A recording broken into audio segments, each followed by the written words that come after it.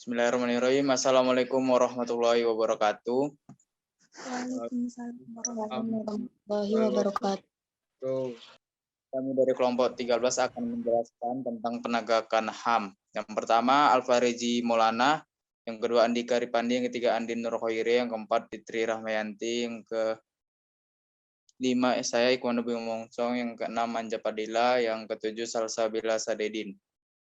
Yang pertama akan saya jelaskan tentang pengertian HAM. HAM merupakan hak yang melekat pada hakikat dan keberadaan manusia sebagai makhluk Tuhan yang Maha Esa dan merupakan anugerahnya yang wajib dihormati, dijunjung tinggi dan dilindungi oleh negara, hukum, pemerintahan, dan setiap orang demi kehormatan serta perlindungan harkat dan martabat manusia. HAM merupakan kodrat yang melekat dalam diri manusia sejak ia lahir ke dunia. Secara kodratnya antara manusia mempunyai hak kebebasan. Russell Put mengumumkan bahwa dalam hidup bermasyarakat dan bernegara manusia memiliki 4 kebebasan, yaitu kebebasan untuk berbicara dan menyatakan pendapat, yang kedua kebebasan beragama, yang ketiga kebebasan dari rasa takut, yang keempat kebebasan dari kemelaratan.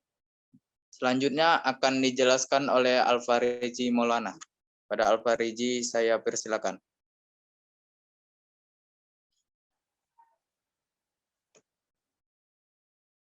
Saya akan melanjutkannya. Berbagai hak asasi, berbagai aspek kehidupan dapat dijelaskan sebagai berikut. 1. Hak asasi politik atau political right, yaitu hak untuk ikut serta dalam pemerintahan, hak memilih dan dipilih dalam pemilu, hak mendirikan partai dan sebagainya. 2. Hak asasi ekonomi atau property right, hak untuk memiliki sesuatu, membeli dan menjualnya, serta memanfaatkannya. 3. Hak asasi hukum atau right of legal equality, yaitu hak untuk mendapatkan perlakuan yang sama dalam hukum dan pemerintahan, serta hak untuk mendapatkan perlakuan yang sama dalam tata cara peradilan dan perlindungan atau procedural right, misalnya peraturan dalam penangkapan, penggeledahan, peradilan, dan sebagainya. 4. Hak asasi sosial dan kebudayaan atau social and cultural right, misalnya hak untuk memilih pendidikan, mengembangkan budaya, dan sebagainya. 5. Hak atas pribadi, personal right, yang meliputi kebebasan menyatakan pendapat, kebebasan memeluk agama, dan sebagainya. Tindakan diskriminatif tersebut di atas merupakan pelanggaran HAM, baik yang bersifat vertikal atau dilakukan aparat negara terhadap warga negara atau sebaliknya, maupun horizontal antar warga negara sendiri, dan tidak sedikit yang masuk dalam kategori pelanggaran HAM berat atau gross violation of human rights. Terima kasih kepada Alfareji Maulana. Selanjutnya akan dijelaskan oleh Salsabila Sadedin Nasution. Kepada Salsabila saya persilakan. Kemudian bagian B adalah landasan HAM. Dasar hukum yang dijadikan landasan pemajuan dan perlindungan HAM di Indonesia terdapat dalam perundang-undangan. Pengaturan HAM dengan menggunakan peraturan perundang-undangan masing-masing mempunyai kelebihan dan kelemahan. Undang-Undang Dasar 1945 tidak hanya menjadi landasan konstitusi negara saja, namun juga menjadi salah satu landasan hukum HAM di Indonesia. Dalam pasal 28A hingga 28J UUD 1945 dijelaskan hak asasi manusia setiap warga Indonesia.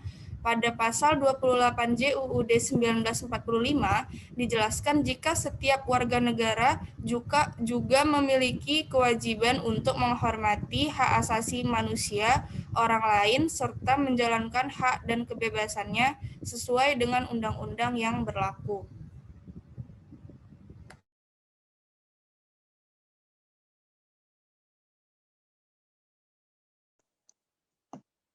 Terima kasih kepada Saudari Salsa. Selanjutnya kepada Saudari Manja. Saya persilakan. C. Aplikasi HAM di Indonesia. Pengakuan hak asasi manusia di Indonesia. Pengakuan hak asasi manusia di Indonesia telah tercantum dalam Undang-Undang Dasar Negara Republik Indonesia tahun 1945 yang sebenarnya telah lebih dahulu ada dibandingkan dengan Deklarasi PBB atau Universal Declaration of Human Rights. Tanggal 10 Desember 1948, pengakuan hak asasi manusia di Indonesia tampak pada pelaksanaan hak asasi manusia di Indonesia dianggap kurang terlaksana dengan baik. Kasus-kasus yang terjadi di Indonesia seperti penanganan Aceh, Timur Timur, Maluku, Poso, Papua, Semanggi, dan Tanjung Priok dianggap sebagai pelaksanaan perlindungan hak asasi manusia yang belum berjalan.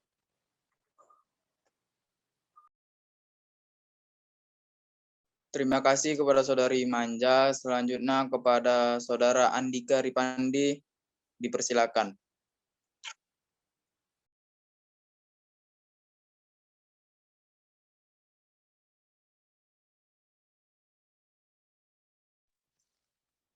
Ketetapan Majelis Permusyawaratan Rakyat Republik Indonesia. Ketetapan MPR 1998 menugaskan pada pemerintah agar disusunnya undang-undang tentang hak asasi manusia. Berdasarkan ketetapan MPR tersebut, maka dibentuklah Undang-Undang Nomor 39 Tahun 1999 tentang hak asasi manusia dan Undang-Undang Nomor 26 Tahun 2000 tentang Pengadilan Hak Asasi Manusia.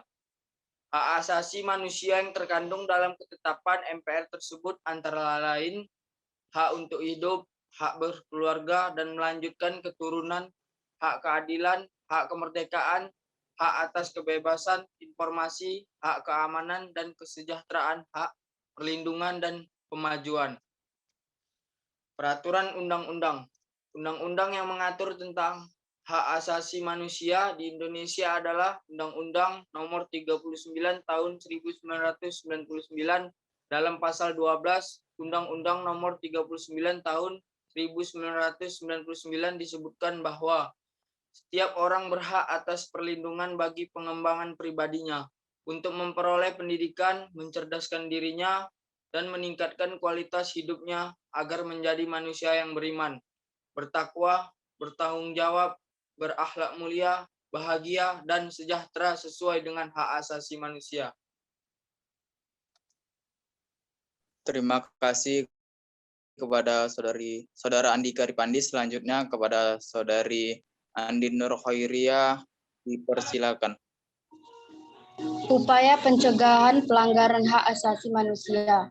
Upaya pendekatan keamanan dengan mengedepankan upaya represif menghasilkan stabilitas keamanan yang sangat stabil. Namun dianggap banyak sekali menimbulkan terjadinya pelanggaran hak asasi manusia. Hal ini tidak boleh terulang kembali. Untuk itu, supremasi hukum dan demokrasi harus ditegakkan. Pendekatan hukum dan dialogis harus dikemukakan dalam rangka melibatkan partisipasi masyarakat dalam kehidupan berbangsa dan bernegara. Hambatan-hambatan dalam upaya penegakan hak asasi manusia. 1. Kondisi Polexosbud Hankam. 2. Faktor komunikasi dan informasi yang belum digunakan secara maksimal. 3. Faktor kebijakan pemerintah. 4. Faktor perangkat perundangan. 5. Faktor aparat dan penindakannya. Terima kasih kepada Saudari Andi Nur Khairiyah. Selanjutnya kepada Saudari Fitri Rahmayanti, dipersilakan. Hak asasi manusia harus berdampingan dengan kewajiban asasi manusia. Hak asasi manusia harus senantiasa berdampingan dengan kewajiban asasi manusia. Keduanya seperti dua sisi dari mata uang yang sama. Kewajiban asasi manusia adalah kewajiban-kewajiban dasar yang pokok yang harus dijalankan oleh manusia dalam kehidupan bermasyarakat, seperti kewajiban untuk tunduk pada peraturan perundang-undangan yang berlaku, kewajiban untuk membangun dan mengembangkan kehidupan, kewajiban untuk saling membantu, kewajiban untuk hidup rukun, kewajiban untuk bekerja sehubungan dengan kelangsungan hidupnya. Karta Sapotra 1978. Hak asasi manusia dan demokrasi. Hak asasi manusia dan demokrasi tidak dapat dipisahkan. Demokrasi yang memperjuangkan hak atas kebebasan menyatakan pendapat. berserikat, dan berpartisipasi aktif dalam menentukan penyelenggaraan negara merupakan bagian dari hak asasi manusia juga.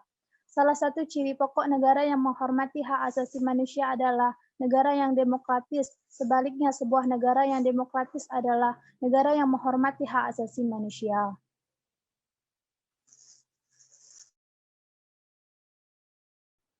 Terima kasih pada Saudari Fitri Rahmayanti. Demikian hasil dari presentasi kami, maka dapat disimpulkan hak asasi manusia akan bisa berjalan dengan baik kalau setiap warga negara atau setiap manusia menjalankan haknya dengan mengingat kewajiban-kewajibannya. Hak asasi manusia akan berjalan dengan baik apabila setiap manusia menyadari bahwa ada orang lain yang punya hak yang sama dengan dirinya. Dengan kata lain, bahwa hak asasi manusia akan berjalan dengan baik apabila hak asasinya itu dibatasi oleh hak asasi orang lain. Peraturan perundang-undangan adalah sebagai tools of law enforcement bagi penegakan hak asasi manusia di Indonesia. Hak asasi akan lebih berjalan atau bisa dijalankan dengan lebih baik dalam suasana perkehidupan bangsa yang demokratis. Karena negara yang demokratis senantiasa mendasarkan hukum dalam praktek kenegaraan, senantiasa menghormati hak-hak warga negaranya dan adanya partisipasi warga negara dalam hal pengambilan kebijakan publik. Demikian, Assalamualaikum warahmatullahi wabarakatuh.